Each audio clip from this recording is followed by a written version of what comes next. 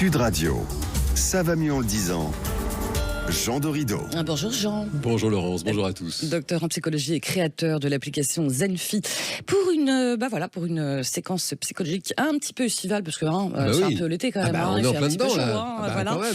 Justement pour ceux qui vont faire trempette et aller à la plage. Vous allez nous parler de la psychologie du maillot de bain. On va se mettre dans la tête de ce fameux maillot. Dans la tête du maillot de bain, par exemple. Ah oui, c'est une idée, ça. Mais non, parce que c'est un fait, c'est un vrai sujet de se mettre en maillot. Il y a beaucoup de personnes qui appréhendent cette fameuse étape du maillot de bain. Et ça, c'est confirmé par un récent sondage de l'IFOP qui a travaillé sur la notion, du fameux summer body. Vous savez, le corps que l'on se sculpte pour se mettre en maillot. Body. Comme ça, vous ne pouvez pas dire corps estival. Merci de l'effort. Restons francophones, Laurence, vous avez raison. Défendons la francophonie, le corps estival. Et que dit ce sondage, Et bien, figurez-vous que plus de la moitié des Français ne se sentent pas à l'aise en maillot de bain. Et quand vous creusez un peu, vous avez 39% d'hommes pour qui c'est le cas et 67% des femmes. C'est plus de 2 femmes sur 3 pour qui c'est compliqué. Et donc, c'est important de comprendre, utile de comprendre d'où vient ce malaise, puis comment faire pour y remédier, parce que c'est bien connu, là où il y a de la gêne, il n'y a pas de plaisir, et donc on vous souhaite bien sûr de profiter de vos vacances, y compris en maillot de bain. Voilà, j'imagine qu'il y a plusieurs explications à ce malaise. Est-ce que l'éducation, par exemple, peut avoir un rôle ? Alors oui, bingo, en psychologie, on revient toujours à l'enfance. De toute façon, vous êtes sûr de ne pas vous tromper. Et ça, c'est un fait. C'est vrai qu'il y a des personnes qui expliquent que très, très tôt, avant même l'adolescence, elles ont été mises au régime par leurs parents, qui étaient soucieux de leur ligne.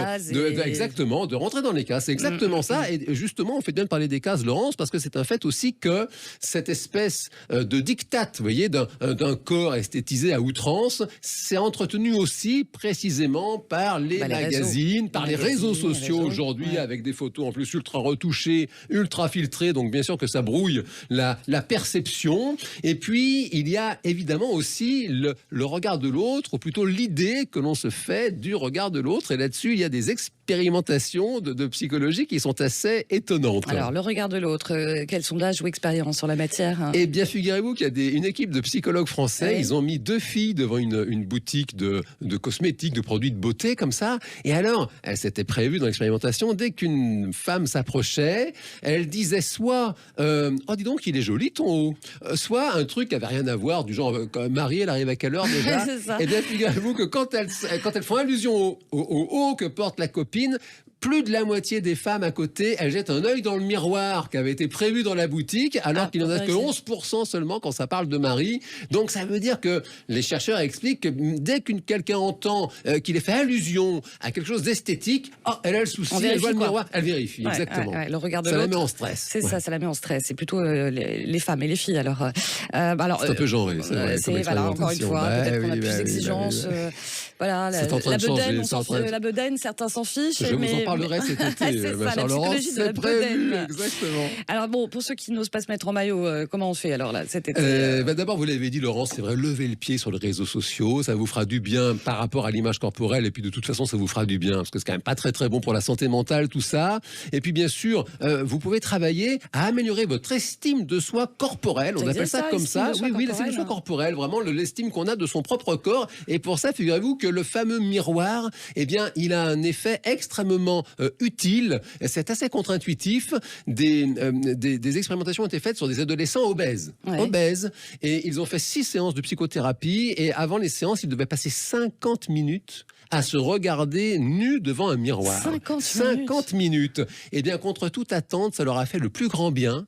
Et au fil des séances, ils se mettaient à trouver des choses qu'ils appréciaient dans leur corps, dans leur physionomie. Et même quand vous changez de population et que vous allez sur des femmes qui sont tout à fait, je dirais, dans les critères de santé au niveau de leur poids, eh bien, vous faites 3 sessions seulement devant un miroir et elles ont une insatisfaction à l'égard de leur corps qui baisse de 20%, un niveau de dépression qui baisse carrément de 52% et une estime de soi qui monte de 14%. Donc, utilisez le miroir, faites-le vraiment sérieusement.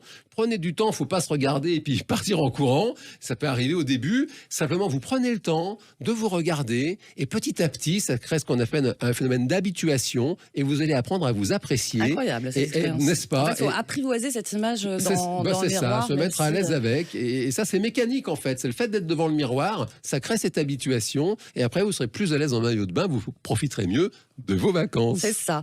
Vous m'avez pas parlé des hommes, hein, comme quoi a priori il y a moins de c'est vrai que les recherches sont moins nombreuses. Mais j'ai prévu de vous parler du physique des hommes. Ma chère Laurence, vous distinguez le genre. Ça viendra. Allez tous en maillot et puis voilà, même si ça dépasse un petit peu, qu'est-ce qu'on s'en fiche? Bah écoutez, oui, franchement, on est comme on est. Il faut tout pour faire un monde. Et on a de la magie en nous. Il y a de la magie en vous. Ça c'est vrai ça. C'est aux éditions Duno. Exactement. Merci mon cher Jean. Merci Laurence. Allez, au week-end prochain, merci. À très vite.